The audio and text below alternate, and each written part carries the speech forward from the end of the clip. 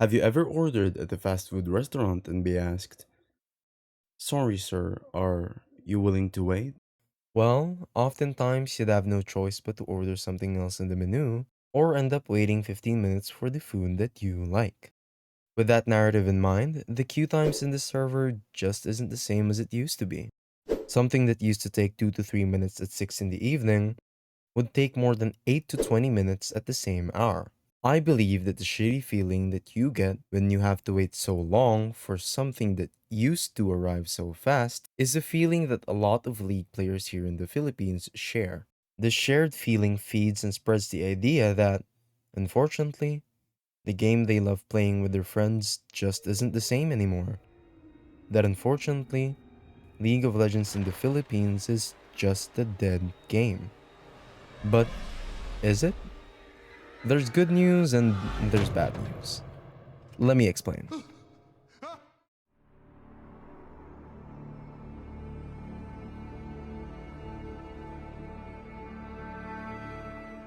The ridiculous queue times of League Philippines is mostly observable in ranked lobbies. This is because of the piece of bad news that everyone knows: lower player population. But how did the player base lower to that extent? There are a lot of reasons to how, and I think the first one to tackle is the COVID-19 pandemic. Cybercafes used to thrive in the Philippines. People here usually called them computer shops or internet cafes. These were places where you could rent a computer and use it right then and there. Most of the league player base from the Philippines were the students and young adults that played from these places. This is because they either had no computer to use at home or they simply wanted to play with their friends in person. To the Filipino youth, a computer shop was where memories and legends were made. Unfortunately, almost all microbusinesses struggled to survive during the pandemic, and a lot of them had to close down. A lot of computer shop owners here were forced to sell their computers and never opened up again. Since the league player base couldn't play in computer shops, the part of the player base that didn't own computers were absorbed by the mobile gaming industry. Southeast Asia, especially the Philippines, is a huge smartphone market. There are a lot of mobile phone users here, and most of the people in this third world country can't really afford to buy a computer. Meanwhile, those that did own computers were disappointed by League's long queue times. My disappointment is immeasurable, and my day is ruined. This drove many to play other games instead, that offered not only a better experience in terms of time efficiency, but also a better domestic esports scene. Which brings us to the next reason why the league player base in the Philippines is so low.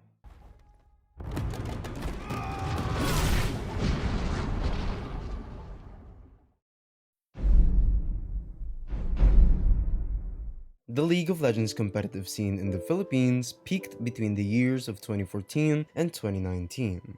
The Philippines had tournaments such as the Miniski Pro Gaming League and Piltover's Finest that built up and led to the National League stage of the year, the PGS or the Pro Gaming Series. There was even the 2018 Conquerors Manila, where the winning Southeast Asian team would be sent to the biggest international league stage of the year, the League of Legends World Championships. I was surprised to know that a Filipino team was able to reach Worlds back in 2013.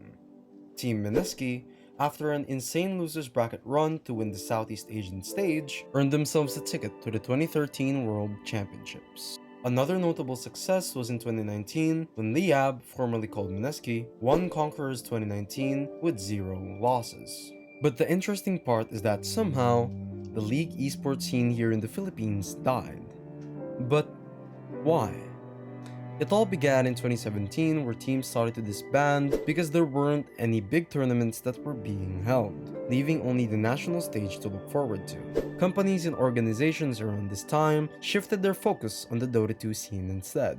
2019 had Conquerors Manila and the Philippine Pro Gaming League, but nothing much happened afterwards. Team Liab, with their lack of international success, gave up their spot in the Pacific Championship Series, the League Tournament of Southeast Asia, and transitioned over to League of Legends Wild Rift.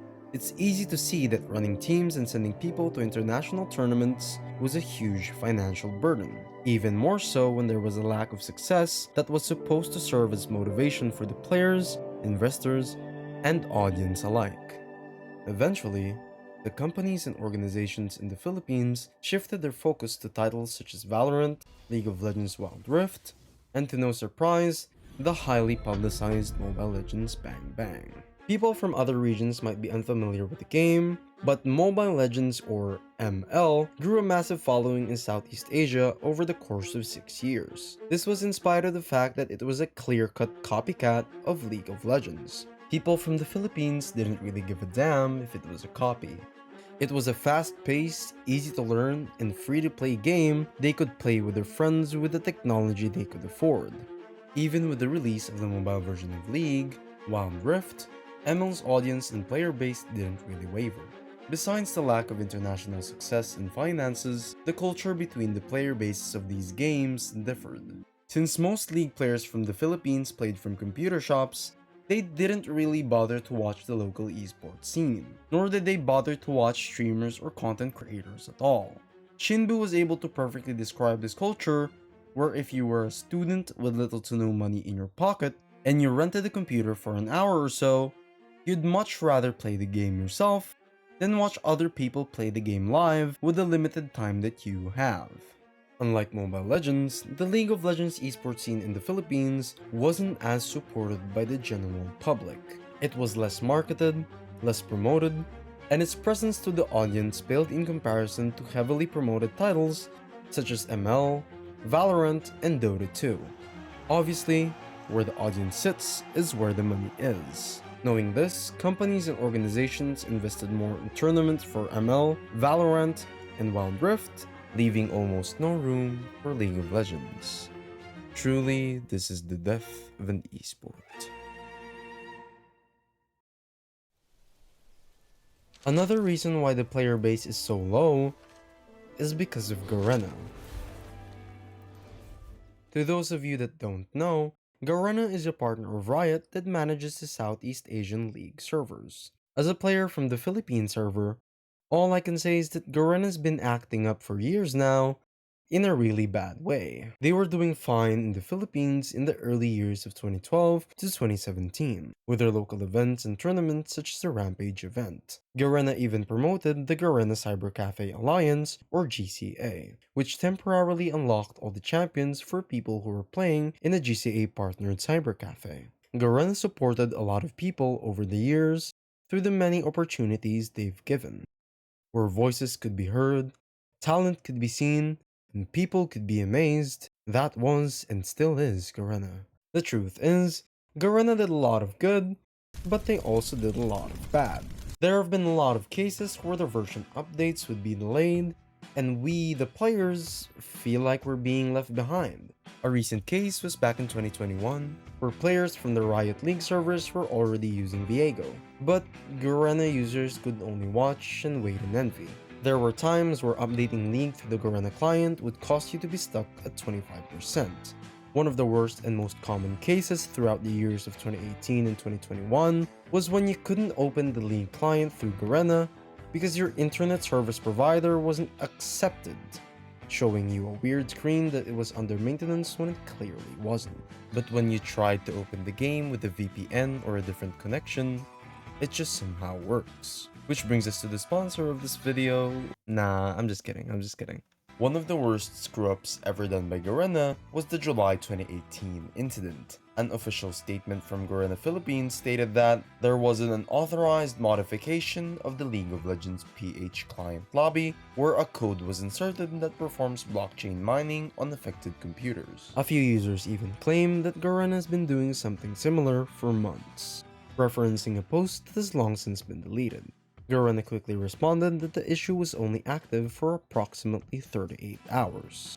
Many people were left feeling betrayed and lost their trust to Garena, but ironically, they all came back to play League anyway. It was a bit weird to be a Garena user since you didn't have access to Clash and you couldn't use software such as op.gg, which is basically a place where you could see the statistics of another player and their performance. Knowing when a person's performance could be worse or be at its best through their statistics was certainly helpful back in 2019, but this was discontinued. As a player, you want to have a good experience playing the game, and unfortunately, Garena made a lot of mistakes that affected that experience. So, with all the bad news out of the way, let's talk about the good news.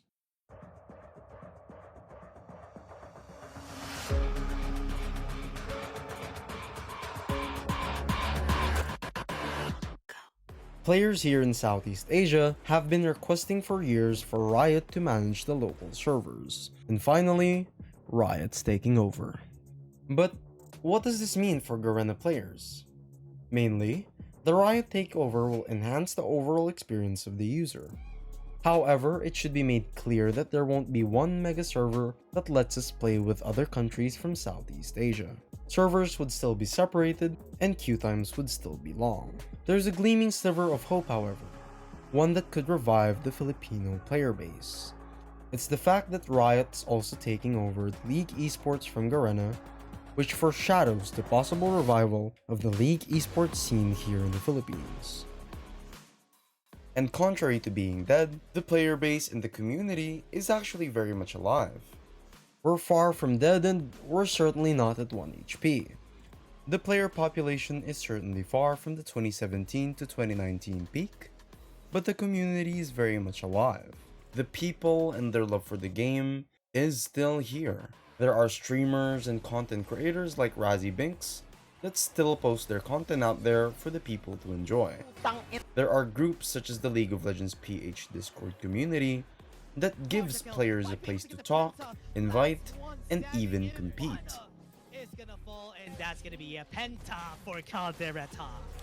People have been complaining about the lack of clash, but what they didn't know is that all they needed to do was go to the League PH Discord and join the Elder Dragon series that they hold every month. They hold other events too and try to involve as much of the community that they can accommodate. If this isn't an active community indicative of a living, breathing game, then I don't know what is.